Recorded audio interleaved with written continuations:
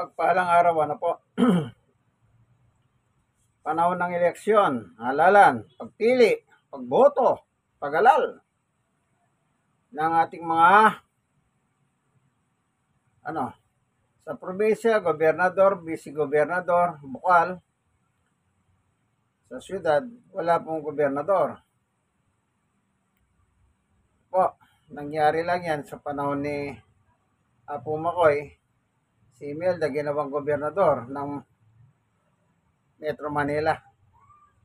Pero nawala na rin yan. Pang probinsya lang yun, di pang city, ano? Ayun ang ating pakikinggan, anti-dynasty.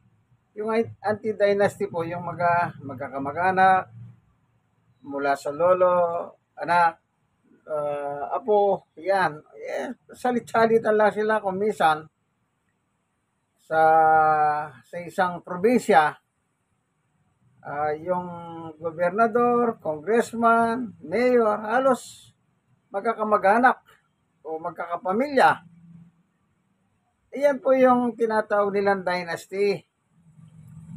Kasi kung titignan natin, ang sabi ng mga politikos na mga dynasties, wala naman tayong batas eh.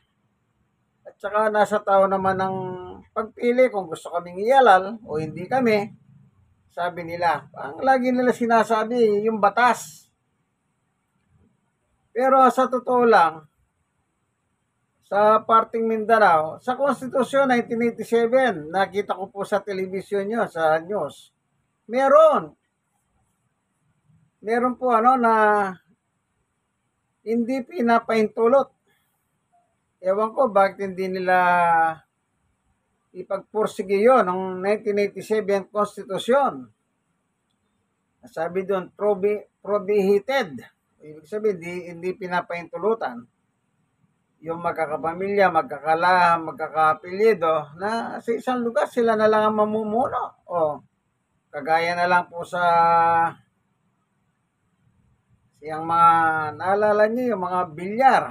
O, sipin nyo, yung mga Marcos, yung mga Tulfo, yung mga Duterte, si Vilma Santos, at marami pang mga ganyan na hindi lang po na ipapalabas ngayon sa news. Ibig ba sabihin, halimbawa, sa Tulfo Brothers, hindi na ba pwedeng isa na lang sa kanila? Hindi ba pwedeng gano'n sa mga Duterte? Hindi ba pwedeng isa na lang? O mga Marcos, isa na lang? O mga Santos, Vilma, hindi ba pwedeng isa na lang? Bakit sila lang po ba yung matatalinong tao? Ewan ko naman sa mga botante. Kayo mga bumabotong gaya ko, huwag nyo namang, kumisa nang sabi nga ng mga politiko balang Pilipino kung iboboto kami hindi. Kaya nasa mga botante pala. Itong mga botante naman, kagaya ko, huwag naman kayong magpaloko ng ganyan. Para bang sila na lang yung matalinong tao sa Pilipinas? Yung bang iba? Ewan ko. Ay pakikinggan na po natin, dito po sa YouTube. Ito pa. Leader ng 10 sa 16 na partido politikal sa Bangsamoro Autonomous Region o BARM na tinitignan ngayon ng Commission on Elections kung dapat ma-accredit para sa kauna-unahang BARM Parliamentary Election sa May 2025. Isa ring aabangan sa BARM elections ay kung masusunod ba ang mga paghihigpit na nakasaad sa Bangsamoro Electoral Code. Partikular na yung pagbabawal sa magkakapamilya na tumakbo ng sabay-sabay, pag-abandona sa sinamahang political party, at pagbibigay ng 30% ng pwesto sa 80 BARM Parliament seats sa kababaihan. Ito po ay na-promulgate at na-approve ng April 17. Bawal po ang nanay, tatay, lolo, lola, asawa, pati po yung anak at apo. Yan po kasi yung umaabot sa second degree of affinity and consanguinity. Samantala ang pagsama ng mas malaking... Ayan naririnig nyo yung background sa kanila po sa Mindanao, yung mga Muslim, Ayan. Di ba? Ayan. Bawal.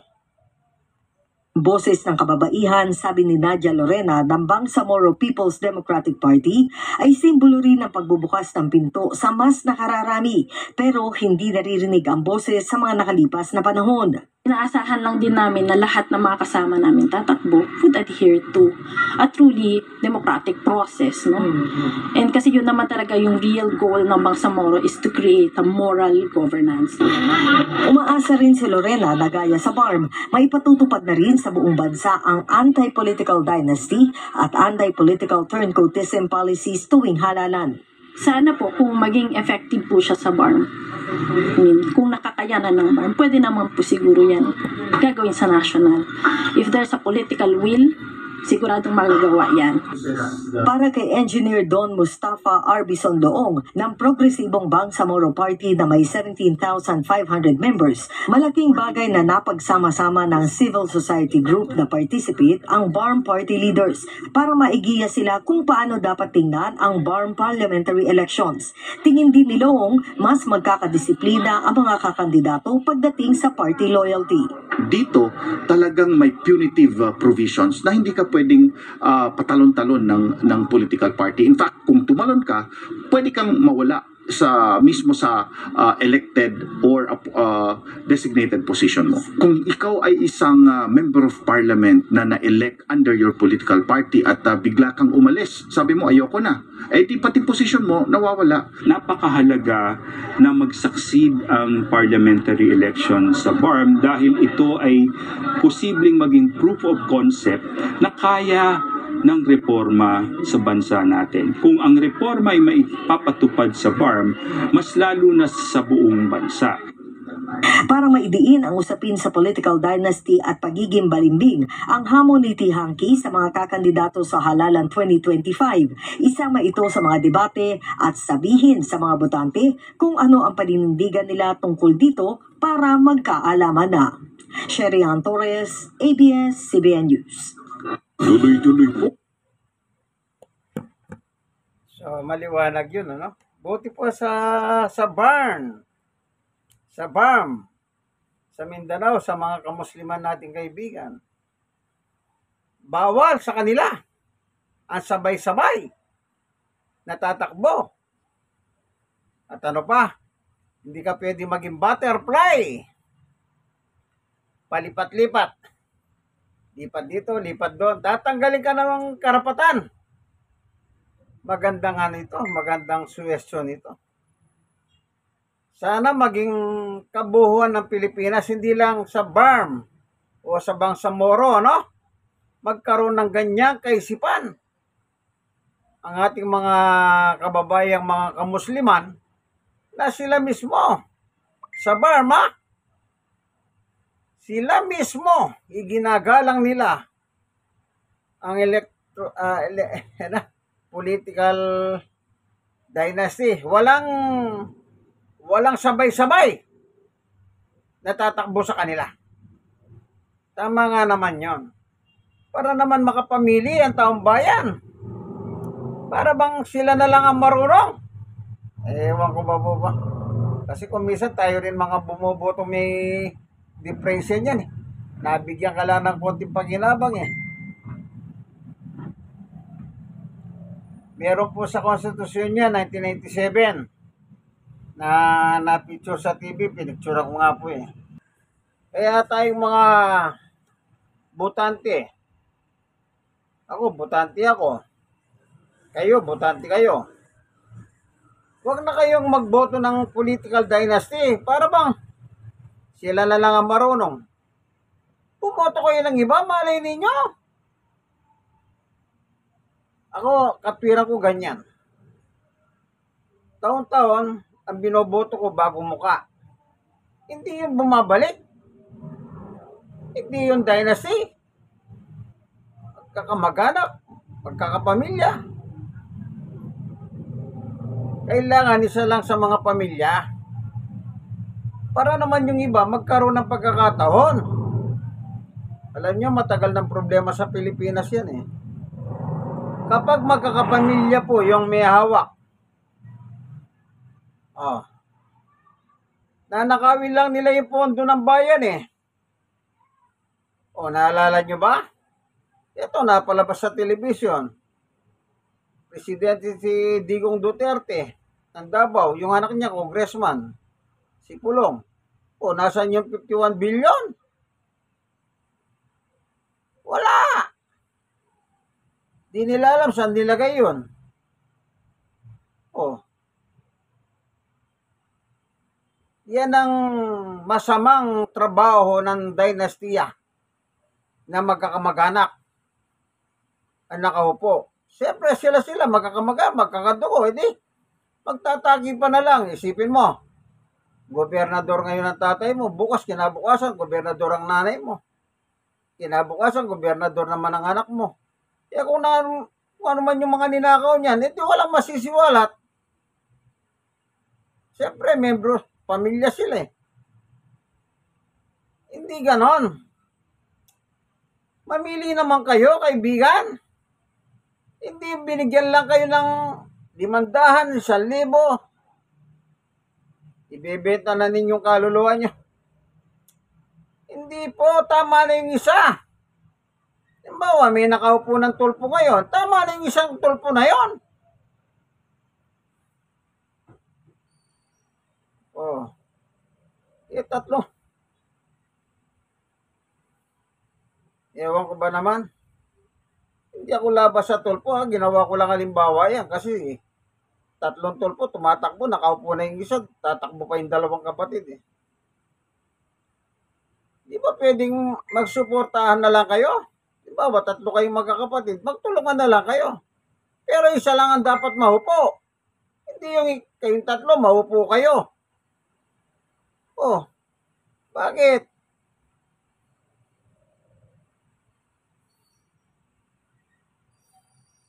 Sana kung kaya sana mamili po tayo ng nararapat upang mamuno. Alam nyo, kapag nakaupo na yan, halimbawa, sa ngayon Marcos admin tayo ngayon. Si Marcos na nakaupo, si Bongbong. Di ba nasisiwalat ngayon yung administrasyong Duterte? Nakawan, patayan. Oh, kailan lang natin nalaman yan? Nang mawala si Duterte sa presidente. Oh, ngayon nalaman natin. Ayan, manood kayo sa Senate, sa Kongreso, yung Quad Committee. Saludo ko sa inyo, Senator Risa. Saludo po. Senator Risa Ontiveros. Kasama niya si Senator Gatchalian. Saludo po.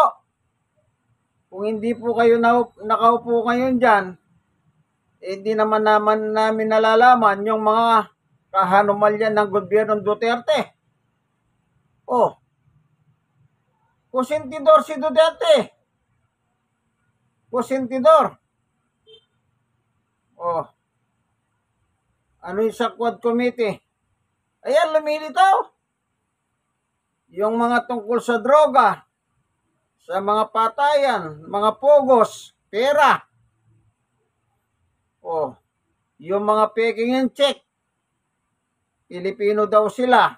Isa sila nagpagawa ng dokumento. Di ba nabalita sa Davao lahat? Oh, dati sa Recto University ang gawahan ng dokumento.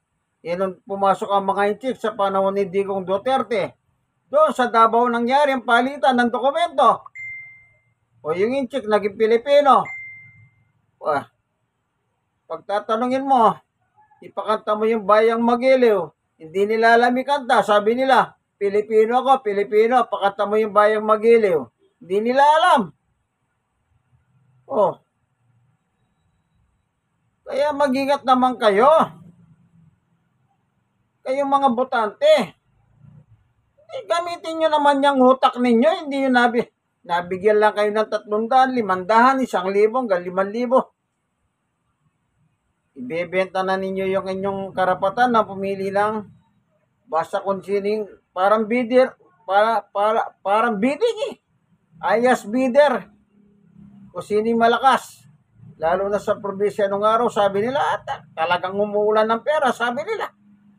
Ayas bidder. Yung isa nagbigay ng 5 piso, yung isa nagbigay ng 10 piso, yung iba nagbigay ng 15 pesos. Aba, siyempre sa 15 pesos na, kasi malaki yun eh. Maging sa mga reliyon man. Itong mga reliyon, naturingan sila sa Diyos, ayan, nagagamit na kayo. Hindi ba? O, pupunta ba yung politiko sa inyo dyan na walang iiwanan? Kalokohan naman yan, oh. O anong nangyari nung araw? Yung sa Sambiari, Pangasinan, sa Iglesia ni Cristo. Napanood ko sa telebisyon yun eh. Pinangakuan nila, dadalhin nila si Juan de la Cruz. Kamukat-mukat mo, nanalo si yung kalaban ni Juan de la Cruz. Kaya nagalit, binalikan niya yung ministro ng Iglesia ni Cristo. Ang sabi niya, akin na yung binigay kong 30,000. Pinangakuan nyo ko, dadalhin nyo ko, hindi nyo na pala ako dinala kanya. Yan ang sinasabi ko, ayas bidder yan. Eh baka naman yung nakalaban, mas malaki yung binigay niya. Kaya kayong mga simbahan, huwag kayong magpagamit. Kunwari, sa Diyos kayo pagkatapos. Pag lumapit yung politiko, binibigyan nyo pa ng chances. O hindi ba totoo yan?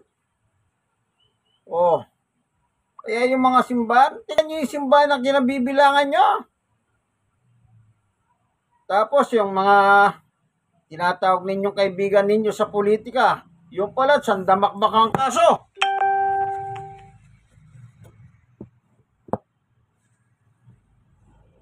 Hindi po ba? Kunwari, dadalhin ninyo. Kaibigan namin yan. Eh, yung pala ngayon, lumilitaw. Ang daming mga kaso involved sa... Ay, ewan ko. Kaya, ito yung nakakalungkot sa mga simbahan. Para kayong para kayong tagapagtaguyod ni Satanas. Ba't hindi ko masasabing tagapagtaguyod kayo ni Satanas? O kung minsan may mga simbahan, mayroon silang batas. Anong batas nila? Bawal ang miyembro nila na sumama sa politika. Eh, magugulat kayo, yung isang kasama nila, nasa politika. O, dadiretsuin ko na kayo. Si Marcoleta, Sagip Party List. Isang INC yan, Iglesia ni Cristo kay Manalong Patay. O, ano bang batas nila dyan? Bawal sumali sa politika ang INC, Iglesia ni Cristo, na tatag ni Yumang Felix Manalo. Pero bakit nakaupo si si Marcoleta? Ay, binanata siya ni Presidente Marcos nung nakaraan. O, pinagtatanggol niya si Sara. Samantalang si Sara, hindi niya pwedeng ipaliwanag o hindi niya kayang ipaliwanag kung nasaan yung pera. Pera natin yun eh. Winaldas niya. O isang lang yun yung sa 11 days lang yun. Ngayon, lumilitaw, ang dami pa palang maging pera, yung confidential fund na yun. O, hindi alam kung saan ginastos. Tapos ito si Marcoleta pinagtatanggol pa. O sa Diyos ka ba niyan? O sa Diyos ka, kayong mga Iglesia ni Cristo. Hindi ba dapat kayo tumayo sa katotohanan? Eh si Marcoleta, tumatayo ba sa katotohanan? Hindi po. O, kinakampihan pa si Sara, kaya binanata siya ni Marcos. Ni Presidente Marcos. O, ano sabi niya? Ito si Marcoleta, gusto kong pinapanood dito eh. Sabi niya, pag siya nagsasalita, sabi ni Bongbong eh. O, isipin nyo, nakakaya. O, maka-Diyos ba yan? O hindi ba ugali ng Iglesia ni Cristo na patay ng Felix Manalo? Pag pupunta dyan, anong ginagawa nila? Iboboto yan, dadalhin yan. O, ibig sabihin, ganun lang, wala, kalokohan naman, wala bang involved dyan? Hindi lang sila. Maraming simbahan dyan na involved ang mga politiko,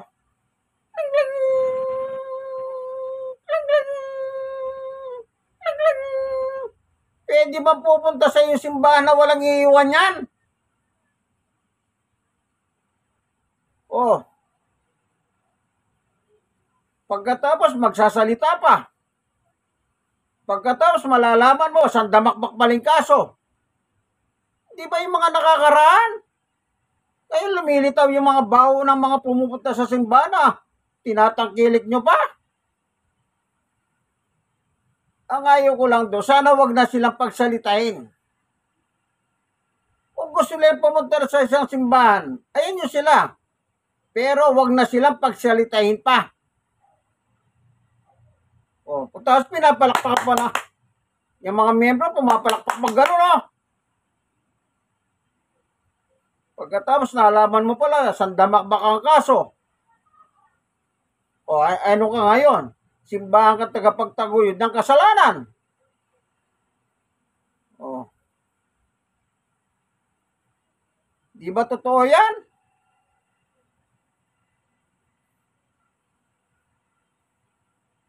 Tayo, mga malaya tayong mamamayan, pwede tayong bumoto, hindi tayong bumoto, nasa inyo. Buti pa yung mga saksi ni Jehovah, hindi sila bumoboto. Hindi rin sila sumasama sa political. Talagang ang mga yan, tapat. Hindi talaga sila sumasali, hindi rin sila bumoboto. Oh. Kaya walang lumalapit sa kanilang mga politiko. Kaya wala kang mapapala Oh. Pero yung ibang mga simbahan, ewan ko, kung meron pa simbahan na hindi sila tumatangkilik sa mga politikos. Baka, o sige po, mag-mention kayo, mag-comment kayo kung anong pangalan ng mga simbahan na hindi tumatanggap ng politiko, na hindi sila tumatakbo. Ang mahirap dyan sa, hindi naman, in fairness wala tayong binabatikos. In fairness naman sa Iglesia ni Cristo. Oh. Bawal sa kanilang batas at sumali, pero meron sila nakaupo. Si Sagip Partilis, si Marcoleta. Oh. Tapos, ito nga yung mga politiko. Napanood ko. Ba, puri-puri sila sa Iglesia ni Cristo? Anong ibig sabihin? Boto nyo ako, May mga born again. Born again na tumatakbo. Na naniniwala sila si Jesus ay Diyos. Born again.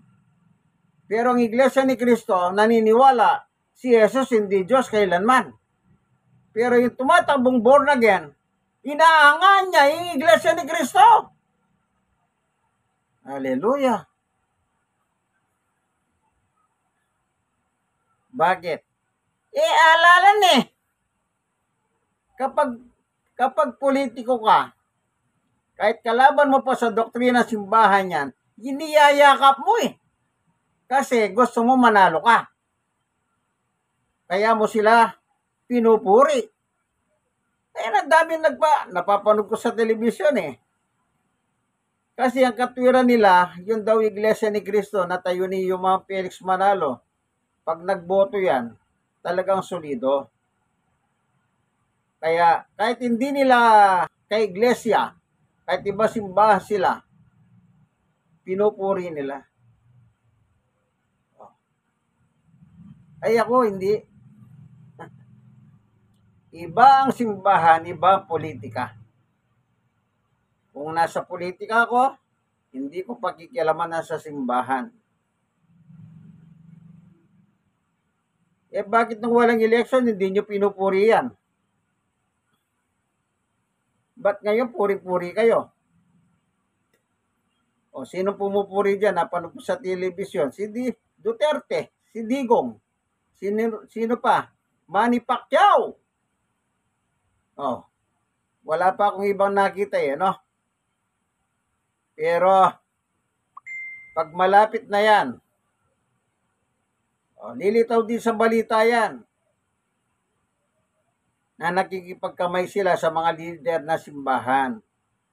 Nililigawan yung mga founder ng simbahan. Pag sa lokal naman, yung mga lokal na pastor ang nililigawan. Yan. Sa susunod na araw, magkakamayan pa sila niyan.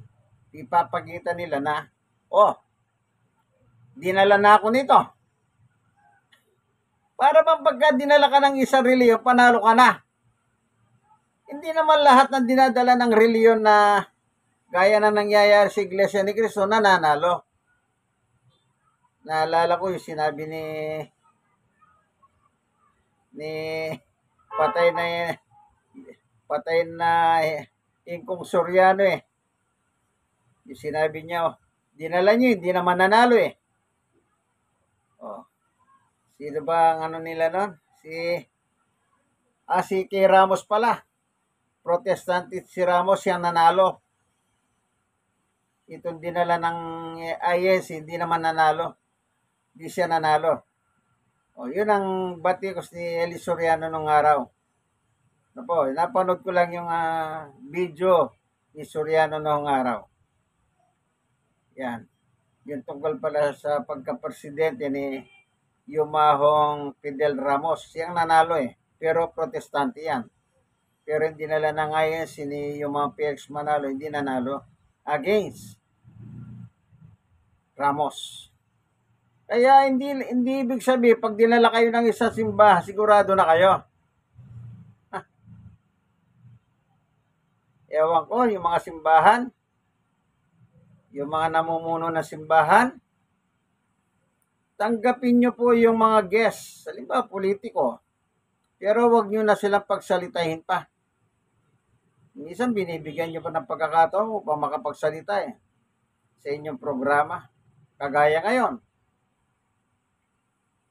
Sigurado, marami simbahan ngayon. Ang pinapasyalam ng mga politiko, nakikipagkamayan sa mga founder. Tama na lang yung magpagkamay kayo, pero wag nyo na silang ipakikita sa video kung maaari lang. Kung maaari lang, wag nyo na lang po silang ipalabas sa video. Kasi, pagkatapos malalaman ninyo yung mga nakikipagkamay sa inyo, mga kampong pala ni Satanas. Nanonood ako ng TV, national news, international news. Ang dami ko nalalaman ng mga politikos sa mayroong mga kaso, tsaka lang lumalabas ang mga kaso. Saka nakakita. Sa Pilipinas lang po yan. Kaya kayo mga kapwa ko botante, kung kurso natin yung iboto si Juan de la Cruz, tignan ninyo yung background niya. Anong klaseng background pagkatao meron siya. Baka naman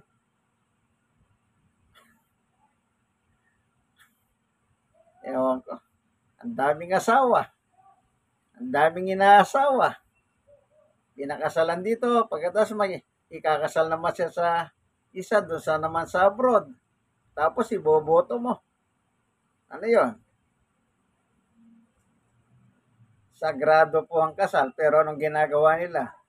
Kasal dito, kasal doon. Total, wala naman nakakaalam. Sabi nila, lumalaman ng taong bayan. Uli na. Nailagay na ninyo sa magandang luklukan. Magkano sweldo ngayon ng mga politiko? Haba? Kaya nga marami nagipagpatayan eh. Dahil sa lagi ng pakinabang ngayon. Ting ding! Ting ding! Ting ding! Ako masasabi ko po, bago kayo bumoto, eleksyon bukas, ngayong araw na ito, kung maaari lang, magnilay-nilay kayo. Mag-usap-usap kayo magpapamilya at gumawa kayo ng mag-usap-usap kayo kung sino yung inyong ialal. Tignan ninyo yung background. Magpaliwanagan kayo para kayo nagsisesyon sa loob ng bahay. Ngayon, para makita ninyo kung sinong karapat-dapat sa mga yan. Hindi yung, gusto ko ito. Hindi nakukuha sa ganun yan. Ano pa? Magdasal kayo. Ingan ninyo ng tulong ng Diyos na bigyan kayo ng gabay sa inyong pagboto.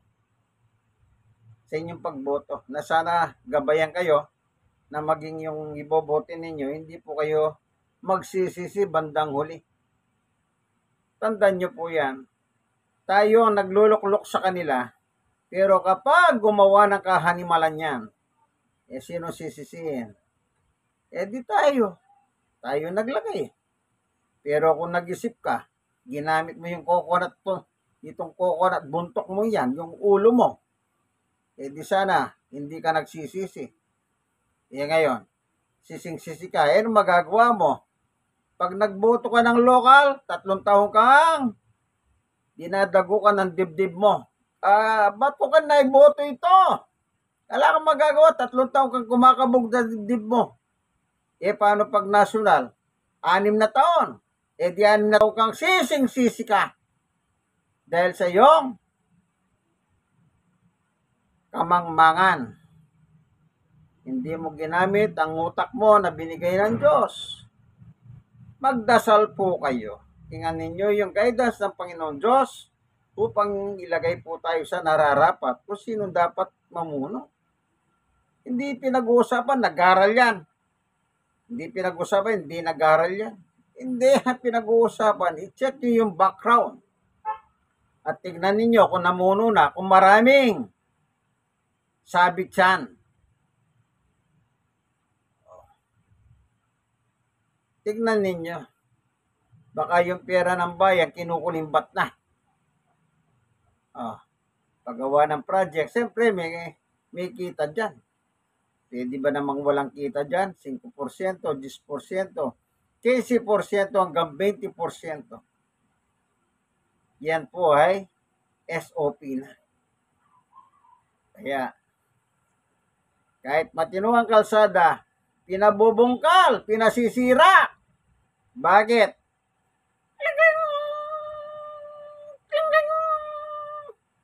Saka nakakita, sabi ng taong bayan, matinong kalsada, pinabubungkal, samantalang yung bulok na kalsada, ayaw nang ipagalaw. Di po ba? Saan ba? Baka yung sa inyong kalsada, kaibigan, para sungka. Baka yung kalsada ninyo, parang swimming pool na. Tandaan niyo yan. Mamili tayo ng nararapat na mamuno sa atin. Ano po? Sige, kaibigan. Yun ang sabi ko po sa inyo. Mag-meeting kayong pamilya, magdasal po kayo. At higit sa lahat, mag-isip-isip naman kayo. Kasi pag naiboto ninyo yan, kahit anong gawan mo pagsisisi, wala ka nang magagawa. Bakit? Binoto mo eh. Yung mga na-involved ngayon sa anomalya, buti na lang wala akong binoto sa kanila. Di wala akong pinagsisisihan. Wala. Wala akong binoto sa kanila.